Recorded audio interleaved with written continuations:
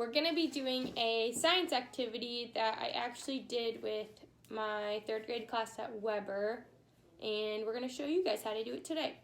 We're going to be making a twirly bird. A twirly bird. Margaret, do you want to show them what it looks like? So put it up to the bird looks like this.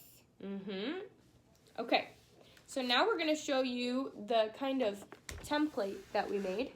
And this template is a rectangle that is about 6 inches by about 2.5 inches. And you'll want to cut that rectangle out, and then these lines right here and right here, I made those by kind of folding this in half, not too hard, and marking them that way. So these are about half of your rectangle. And then you'll make dotted lines to the bottom coming down, and then I wrote Twirly Bird here on mine.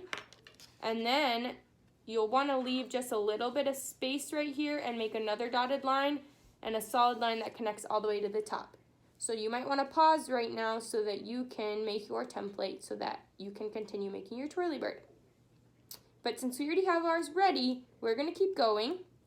And this project is a little bit different than the projects that sometimes you usually do, because we're actually going to cut on the solid lines and fold on the dotted lines.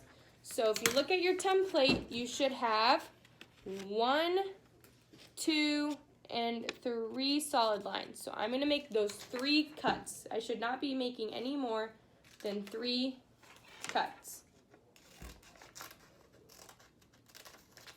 So I have my 3 cuts, and then I'm going to fold on the dotted. First, I'm going to start with my bottom half.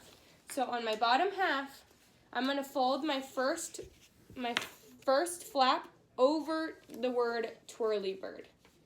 So now that I folded it over the word twirly bird, it should look a little bit like this. And then I'm going to take the other side and fold it over the other side. So the first one goes over the words twirly bird, and the other one goes right on top of that. And then the top half are your wings. And one wing is going to go backwards, and you'll fold it. And this wing will go forward, and you'll fold it. So then when you look at it from the side, they're going the opposite way. One's going to the left and one's going to the right. So now that you have that done, usually what you'll put on the bottom is a paper clip, but we couldn't find one, so we had to improvise, and we found a barrette, and we just clipped it to the bottom. So Margaret is actually going to show you how to make how the twirly bird flies. So Margaret, are you ready? Okay, do you want to stand up on the chair or just do it right on the ground? Okay, and now let's do one standing up on the chair. You can stand up, and they kind of fly a little bit better the higher up you can hold them. And there is your twirly bird. Fly it one more time. Oh, that was kind of crooked. Let's try again. Here, Margaret, you try again. From up high and drop it down. And a twirly bird. And some things that you might want to try is maybe you want to add a wing, or maybe you want to cut your wings, or you could add an extra paper clip or extra weight on the bottom, and that could maybe make it spin slower or faster. This is an activity that deals with forces, and so the forces that are happening during this are when your twirly bird is flying down, gravity is pushing on the bird to fly down, and then it twirls this way because there's air that is pushing under the wings to make it twirl.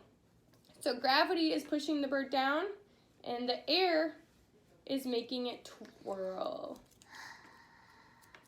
So we'd love to see pictures of your twirly birds and videos and the different modifications that you might make to yours to make it fly faster or slower, or maybe it goes in a different direction. Let us know how your twirly bird turns out. See you later.